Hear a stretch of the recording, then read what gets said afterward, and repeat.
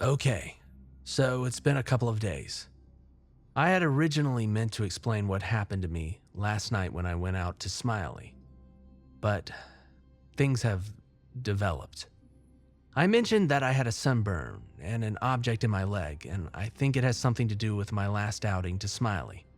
I'll try and explain it the best that I can in a minute. I'm recording this from the PA's office at the mine. I had to do drill rig work last night, way out in the mountains. I've been dealing with headaches and this sick feeling for the past few days, but I've been trying to tough it out. At the rig, I had to take a leak. The whole thing is exposed and I like privacy, so I walked up the hill just over the crest to do my business.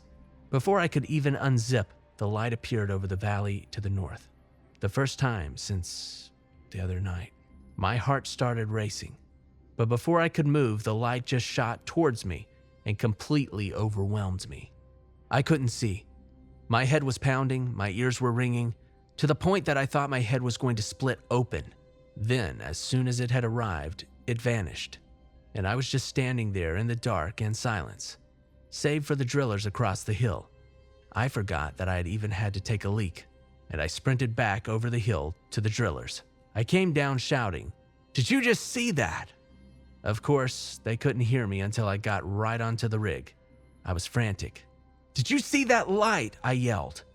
The head driller just stared at me wide-eyed and grabbed my shoulders and pulled me closer to the light. "You have blood all over your face. Sit down," he said as he pushed me down into a bucket and gave me a clean rag for my face. I didn't understand what he was saying until I looked at my hands and arms. I thought it was just snot or something. I had blood all over me. Nick asked me what had happened as I was wiping my face. I was clearly shaking. I asked him again, "Did you not see that bright light up on the ridge?" He said he did not. "Ryan, did you see anything up there on the ridge?" he asked his helper, but he didn't see it either. "How could you not have seen it?" I said, yelling at them, which is completely out of character for me. They knew something was clearly wrong and asked me to take a deep breath and explain. Before I could do that, I blew my nose in the rag, and a blood clot the size of a grape slowly pushed out. I don't know what it was. I guess just everything that had happened in the past few days overwhelmed me, but seeing the blood on the rag and my hands made me just start sobbing. I sat there and just cried. Nick did his best to reassure me that I was going to be okay. Ryan called the helicopter and medic to come and get me. I couldn't calm down enough to talk to them before the helicopter arrived and escorted me back to the mine. That's where I'm now currently at. I've been kept under supervision of the PA until my flight out later today.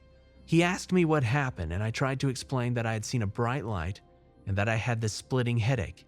He assumed that I had had some sort of migraine, and I was too tired to correct him, and I'm glad that I didn't.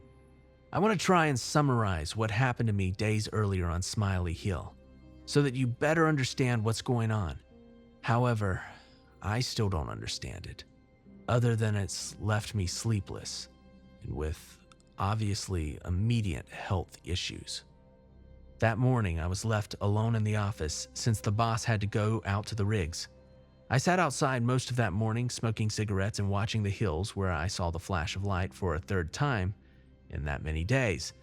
It was about 0:30 when I saw it. I made the split decision that I now regret to get my gear in a bag and go where the light had been on Smiley. I told Beth, the radio lady, that I was going out to move pallets and took off. I headed out of the office, across the pad, past our camp, and crossed the creek that drained from the lake. By the time that I was at the base of Smiley, it was 1. That night was warm and the air was still, and mosquitoes were constantly biting. It took around 15 minutes before I was close to where the light had been. Immediately, I could feel the tingling in my skin, and I noticed that the mosquitoes were no longer present. The air felt completely electric. I continued hiking and stopped when I heard a strange noise coming from in front of me. My heart was pounding, but over the thumping sound in my chest, I could hear something groaning. The brush is peculiarly thick towards the lower halves of these hills, rising up to your hips and sometimes to your shoulders. I stood there and waited, but the sound had stopped. At this point, I said out loud, "I should turn around." But I stood there. I thought to myself, "No, you have to go and see what is there." I had never seen the lights appear more than once in a single night, so I thought that hopefully whatever the light was would be gone by now, and that I would be safe. But I heard the groaning sound again. It sounded like a baby calf. I grew up on a beef farm in the South, and I would recognize that sound anywhere. Against my better judgment, I started towards the sound. In the light of the headlamp, I could see a slight mist rising out of the tundra about 20 feet away. At this point, my head was swimming, and my skin felt like 1,000 little needles were stabbing me all over. I walked closer to the mist, and there in the shrubbery was a baby caribou calf. I tried to will myself to see it more clearly, as my eyesight was compromised from intense vertigo. I remember it raising its eyes to meet mine and moaning in this haunting pity. It had no lower jaw. Its hindquarters were removed. I fell over and vomited, and things turned a blinding white. I started crawling back away from the dying calf, but I couldn't see, and my head was bursting on the inside from an intense ringing. My skin was burning and vibrating, and then I passed out. When I became conscious again, my head was still aching and my skin was still electric. I looked around and didn't see the calf. I grabbed my bag with my radio and flashlight laying next to me. I stood up and hobbled down the slope. When the pain in my head and the tingling in my skin had left, I collapsed to the ground. Was the calf still up there? I listened, but I heard nothing. I looked, but I saw nothing. What had happened? I looked back towards camp and I saw that the sun was rising. I looked at my watch and it was dead, which was not too surprising. I pulled out my phone and attempted to turn it on, but the screen would only flash and turn black. How long had it been since I had found the calf? How long was I out? I took a few deep breaths and headed back down the hill, violently shaking and completely drained of energy, stumbling a few times along the way. I made it back to the office before my boss, and I told Beth that I was feeling ill, and I was taking off early when I saw the time, 3:50. Was I really gone for nearly 3 hours? It had only taken about 20 minutes to get up the mountain and another 20 to get back down tops. Was I unconscious for 2 whole hours? I went back to my room and I noticed my digital watch was working again, but it was almost 2 hours slow. My phone booted up and showed the current time. I decided to shower and go to bed without eating my dinner. When I was in the shower, my nose began to bleed, but it didn't last long. I took more melatonin and had a smoke before bed, and instantly fell asleep when I lied down. I don't remember dreaming that night. I woke up the next day feeling as exhausted as I had when I went to bed, and I walked out of my tent and looked left towards Smiley. It was bright and sunny and the whole area was illuminated. I couldn't see anything, particularly where I had been the night before, and I haven't gone back. Anyway, it's now 16:10 as I wrap this up. As I mentioned before, after this encounter, I had a sunburn show up on my exposed skin from that night. To make things even stranger, the small object that was in my thigh is now gone, but there's still a red circle where it was.